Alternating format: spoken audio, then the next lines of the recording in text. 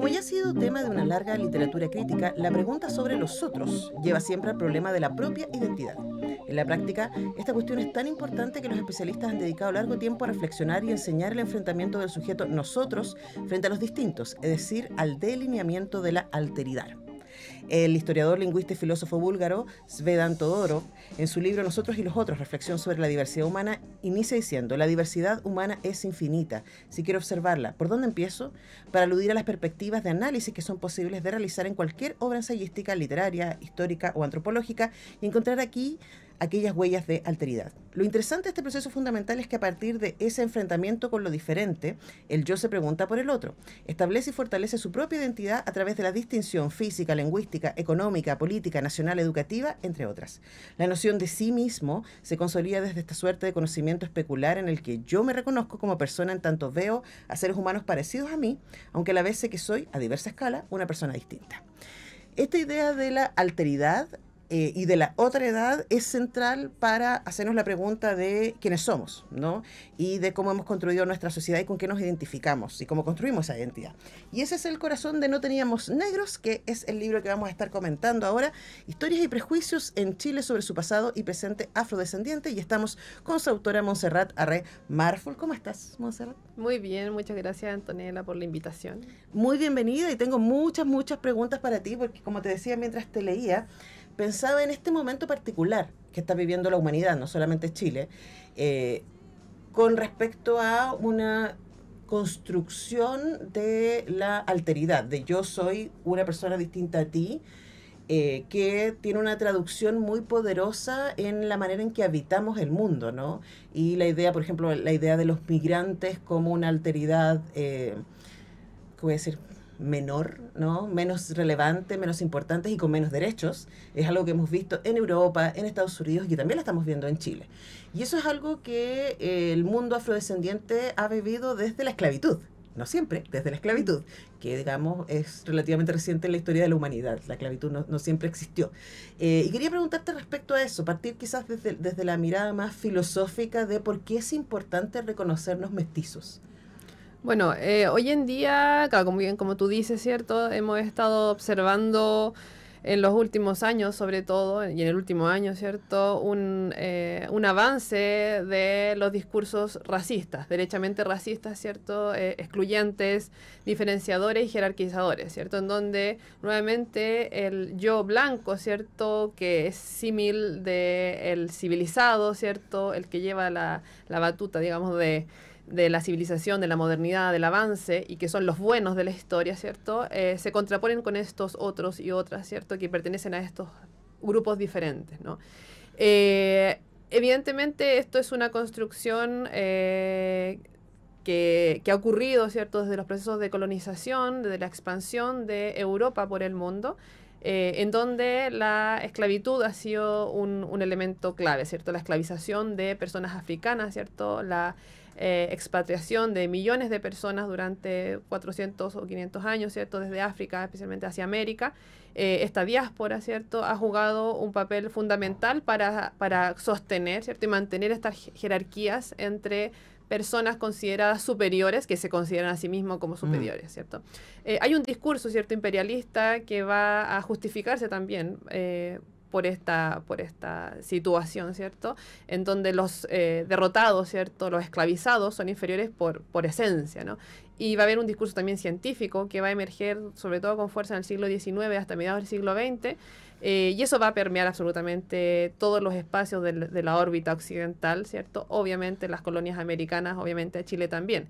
Entonces, esas construcciones que se fundamentan en la religión, ¿cierto?, en el poder imperial, en la ciencia, van a seguir manteniéndose hasta el día de hoy, ¿no? Lo peligroso, ¿cierto?, y de alguna manera también lo que intento abordar en el libro es esta actualidad, ¿no? O sea, hay un reconocimiento en el siglo XX, ¿cierto?, de las atrocidades que se hicieron en nombre del racismo y de las razas superiores, ¿cierto?, estableciendo las razas superiores como las europeas y todas las demás. Y muy entre comillas. Claro, pero esas atrocidades, que no tan solo fue el holocausto nazi contra los judíos, sino que fueron matanzas que también se propiciaron en América y en África, ¿cierto?, menos conocidas, menos famosas.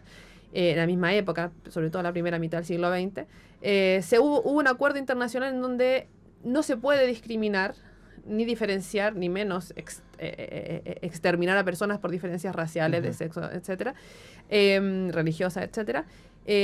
Parecía ser que era un lugar común, ¿cierto? Por lo menos de relaciones internacionales, y lamentablemente hemos visto que todos estos acuerdos y este sentido común que había aparecido desde los años 60, 70, en realidad nunca estuvo ahí, ¿no? Hay una emergencia de los fascismos o de los neofascismos, y el racismo está teniendo sentido nuevamente. Sí. Evidentemente, eso es claro, ¿cierto? Y nos damos cuenta que en Chile también hace sentido, ¿cierto?, esta jerarquización. Y no es solo la diferencia, sino que una diferencia jerárquica, ¿cierto? Donde hay una escala de colores que se asigna a cada color, digamos, a cada fenotipo, un valor también. Claro, y mientras más claro, mejor.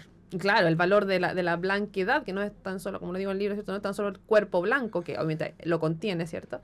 Pero el valor tiene que ver con una serie de elementos de tipo conductual, psicológico, en fin, una relación que hace una correlación indirecta entre lo físico y las capacidades esenciales de todos los seres humanos como seres humanos. O sea, es decir, hay una escala de colores, de valores, pero también de humanidad, ¿cierto? Los humanos reales son los más claros, los más relacionados con Europa, y los que están más abajo, ¿cierto?, son menos humanos, literalmente. Sí. Y se los puede matar, se los puede esclavizar, se los puede eliminar del escenario sin ningún problema, ¿no? Lo estamos viendo hoy en día. O sea, le puedes desconocer sus derechos. Desconocer sus derechos, ¿cierto? Discriminar, quitar sus derechos básicos de seres humanos, desconocer efectivamente su humanidad, ¿no? Y estamos viendo ejemplos, desde ejemplos cotidianos, ¿cierto?, a ejemplos terribles, ¿cierto? Por ejemplo, lo que está ocurriendo hoy en día ya lamentablemente en Medio Oriente, ¿cierto?, en Gaza específicamente, es a la vista de todo el mundo, ¿no? Es efectivamente una lucha por esta superioridad racial, ¿no? Por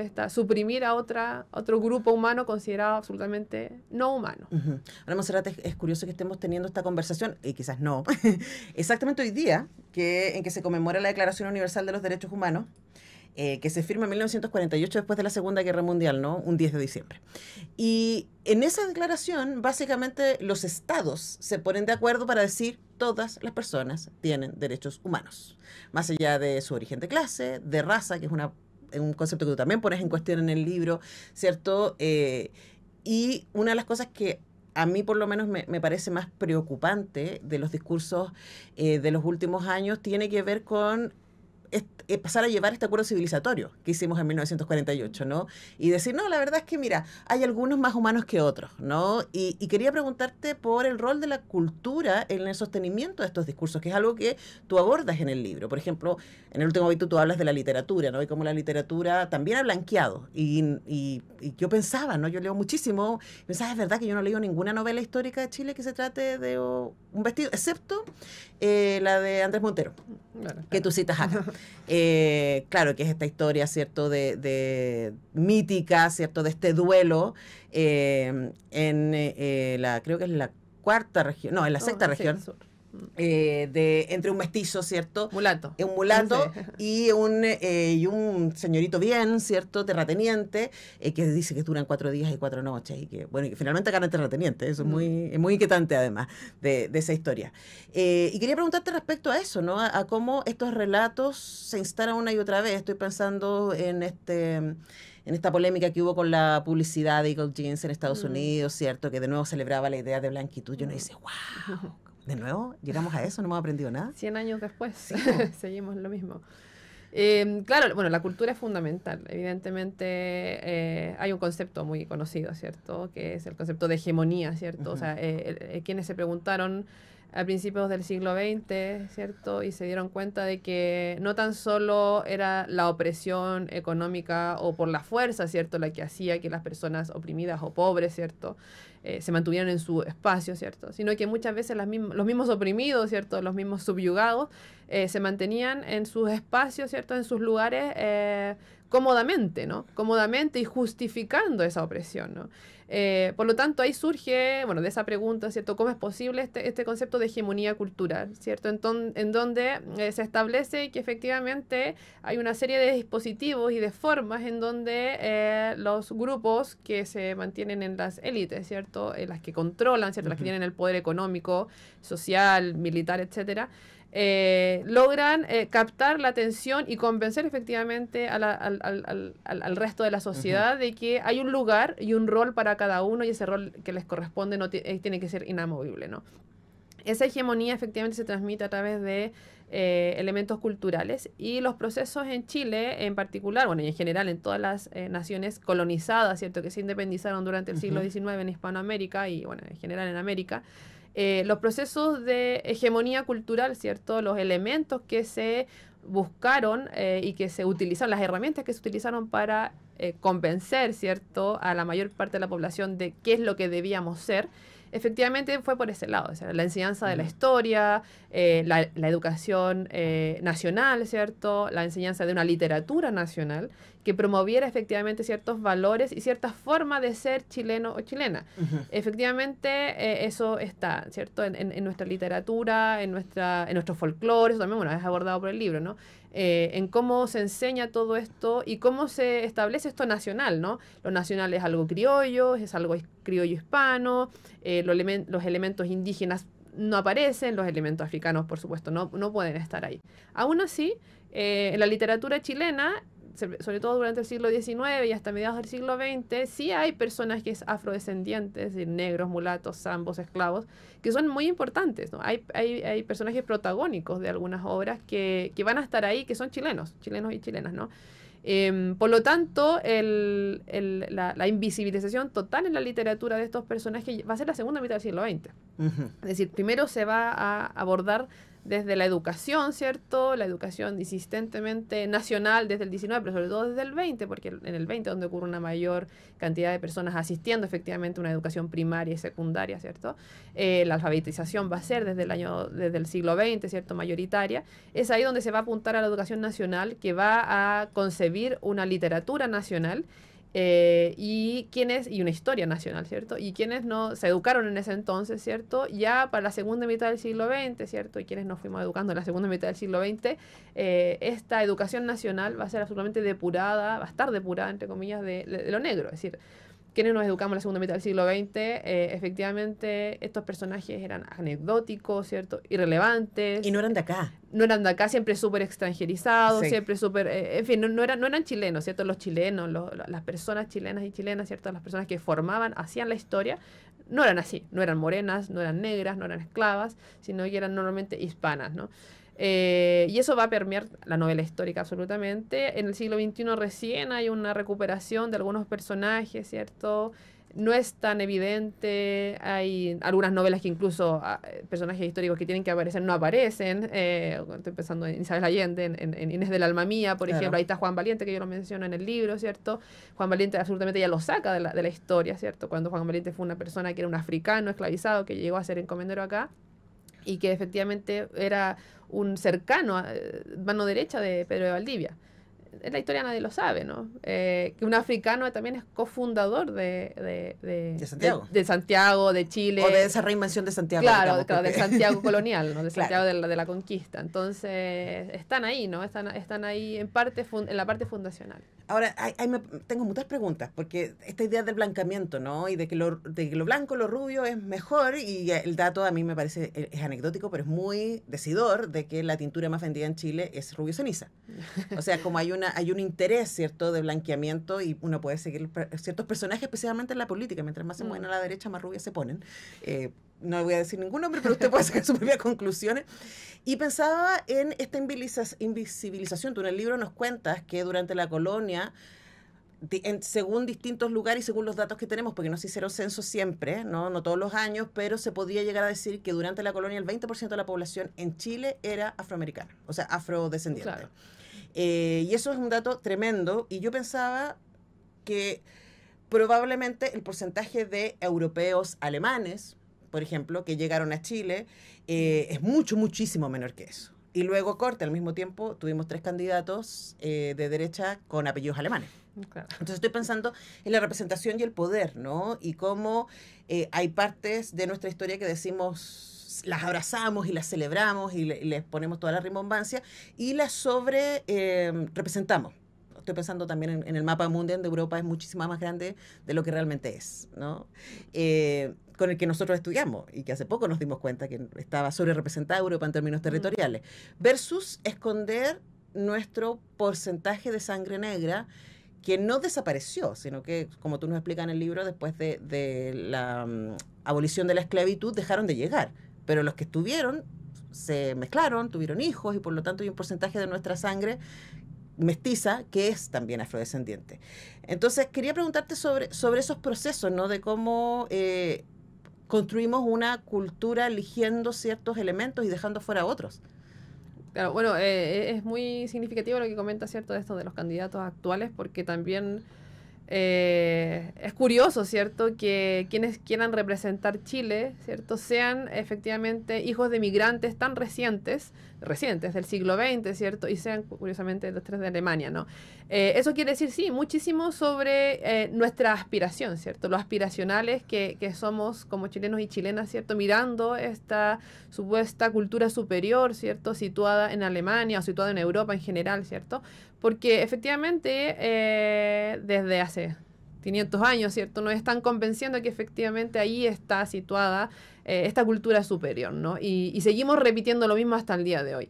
Esta representatividad, ¿cierto?, no deja de ser curiosa, pero obviamente analizable en el sentido de que cómo queremos efectivamente ser, ¿cierto?, lo que aspiramos a ser, y desconociendo nuestra historia. Bueno, tú decías, ¿cierto?, que bueno, lo que comento también yo en el libro, ¿cierto?, esta posibilidad y verificación a través de las fuentes, ¿cierto?, de que éramos 20% negros, ¿cierto?, originarios de África, en buena parte o toda la colonia, ¿cierto?, sobre todo en algunos lugares, incluso en algunos lugares 50%. Hay personas en algunas zonas, ¿cierto?, de Coquimbo, lugares que he investigado yo, en los censos coloniales. Hay muchas fuentes para investigar y hay también alguna exhorto a las y los investigadores en historia y en otras áreas, pero sobre todo en historia, que nos faltan, ¿no? Historiadores coloniales hay poquito, hay mucha gente que estudia historia, pero lamentablemente la colonia pareciera ser un lugar poco interesante. Y además también estos temas, también la elección y la no elección de ciertos temas también te está diciendo el canon, ¿no? Claro, hay un foco muy fuerte en la historia del tiempo presente, en la historia del siglo XX, ¿cierto? Como si fuese el lugar donde pasan cosas, ¿cierto? La política, en fin, cosas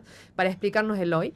Sin embargo, cuando nos volcamos hacia la historia colonial nos damos cuenta que más a veces nos explica la historia colonial sobre lo que pasa hoy, que cosas que pasan en el siglo XX, ¿no? Y también vemos cómo incluso los discursos de izquierda del siglo XX invisibilizaron o cerraron ciertas problemáticas, ¿cierto? No se abocaron a ciertas problemáticas que son basales y son esenciales en Chile y en Latinoamérica, ¿cierto? El problema racial es un problema político esencial, ¿no? Muchas veces los discursos de izquierdas que hablan simplemente de las clases sociales ocultan y ocultaron, quizás ahora ya no tanto, pero ocultaron mucho los problemas, los terribles y complejos problemas raciales. Entonces, homogenizando al bajo pueblo, ¿cierto? Como si fuesen todos mestizos y mestizos blancos, y no dando cuenta de estas diversidades que son tremendamente importantes para las construcciones de la política, ¿no? Y de cómo nos identificamos. Entonces, efectivamente, ir hacia nuestra historia es tremendamente importante para saber cuáles son, ¿cierto?, los elementos que nos constituyeron y que nos constituyen el día de hoy. Entender también cómo se organizan las clases medias, ¿cierto?, emergentes, y las clases altas, ¿cierto? Y esta sobrevisibilidad, ¿cierto?, que tienen las personas descendientes de europeos y que hacen creer al resto de Chile que todos somos descendientes efectivamente de europeos. Claro. Ojo que no estoy solamente aquí enfocando a la derecha, también tenemos un presidente de origen croata. No, claro, no, por eso digo también las izquierdas y toda la clase política, Sí. que normalmente fue una élite, ¿cierto? Ahora es un poco menos, cierta gente un poco más diversa que Claro, está pero no entrando. tenemos apellidos africanos en el Congreso. Es que es difícil eso, porque en realidad, bueno, hay connotación histórica, los apellidos africanos se perdieron todos, porque las personas esclavizadas fueron despojadas literalmente de toda su humanidad, ¿no?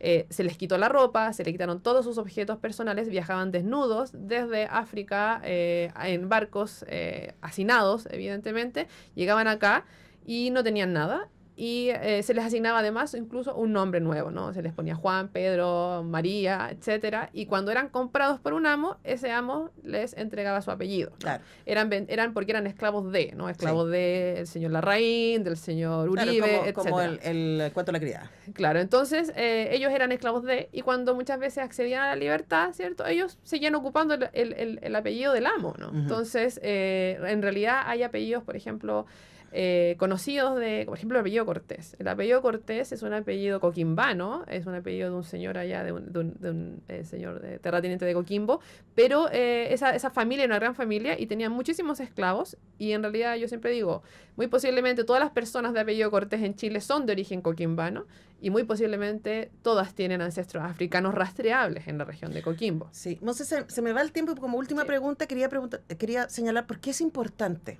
hoy día, especialmente hoy día, en donde están de vuelta estos discursos racistas que uno pensó que habíamos superado, ¿no? Especialmente, de nuevo, Declaración Universal de los Derechos Humanos, datos civilizatorios, nos ponemos de acuerdo respecto a que todos y todas tenemos los mismos derechos. De repente, ¡fua!, tenemos esta ola tan potente en pleno siglo XXI de decir, no, la verdad es que no tanto. Y hay gente que tiene más derechos que otros. Y mientras más blancos, más derechos. Y mientras más oscuros, menos derechos. ¿Por qué es importante reflexionar sobre eso hoy día?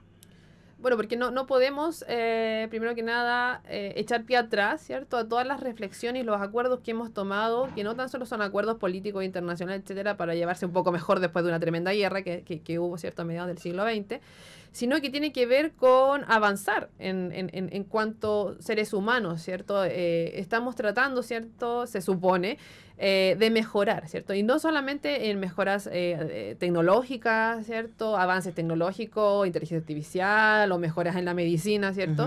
Ujú. Eso no es lo único importante. No es eso lo que nos hace humanos o humanas, ¿cierto? Lo que nos hace humanos y humanas, lo que nos hace personas, efectivamente, es poder conciliar nuestras necesidades y deseos individuales, ¿cierto?, con nuestra vida en común, en comunidad, porque efectivamente nosotros no somos nada si no vivimos en comunidad y si no sabemos tolerar y compartir con los demás, ¿no es cierto? Lo que nos hace avanzar efectivamente como seres humanos es la colaboración, la cooperación, ¿cierto? Y la ayuda mutua, ¿cierto? En cuanto nos entendemos todos como seres humanos iguales en dignidad. Somos diferentes, evidentemente, tenemos miles de diferencias, ¿cierto? Hay diferencias culturales, diferencias lingüísticas, diferencias de todo tipo entre las personas. Pero esas diferencias no tienen que significar jerarquía, no deberían significar jerarquía. Lamentablemente tendemos muchas veces a darle ciertas señales valores, ¿cierto? Yo soy mejor que ese otro, ¿cierto? Pero en eso es desconocerse uno mismo. Yo pensaba mientras te leía, ¿no?, que también esta idea de apartarme y decir yo soy mejor es desconocer mi propio mestizaje. Es desconocer, claro, es desconocer efectivamente... Mi propia historia. Claro, o separarse de esta historia nacional, por ejemplo, en el caso de Chile, separar... porque tenemos un apellido español, y ya dije, ¿cierto? Todas las personas esclavizadas tienen apellido español, ¿no? Claro. En Chile. Porque tienes un apellido español, o tuviste un abuelo, un bisabuelo, tatarabuelo que venía de otro lugar, ¿cierto? Y sabes esa parte de historia, ya, pero somos parte de un pueblo mestizado desde el origen, ¿cierto? Desde el origen de nuestro país, ¿cierto? Como colonia. Somos un pueblo colonial, ¿cierto? Colonizado. Entonces, asumir efectivamente esa posición. Pero esa posición tenemos que asumirla de manera consciente, no inferiorizándonos, no diciendo porque fuimos colonizados, entonces los que nos colonizaron son mejores. No, es decir, nosotros somos tan buenos siendo mestizos, con sangre africana, con sangre indígena y con sangre europea, hemos logrado una forma diferente de cultura y somos tan buenos por esa razón como otros que han tenido historias distintas, ¿no?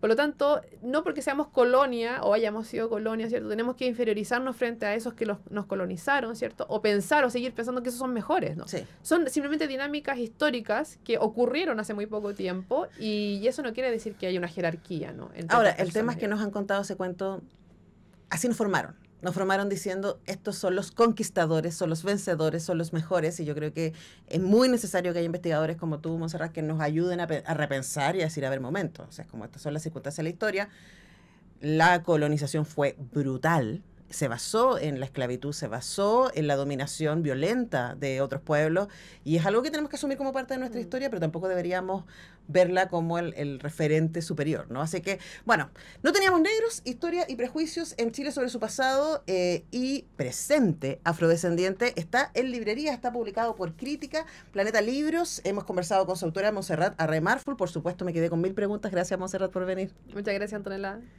Buen día. Nosotros vamos a la música y al regreso vamos a estar conociendo todas las novedades del Teatro Municipal de la voz de su directora. Ya viene Carmen Gloria Larenas.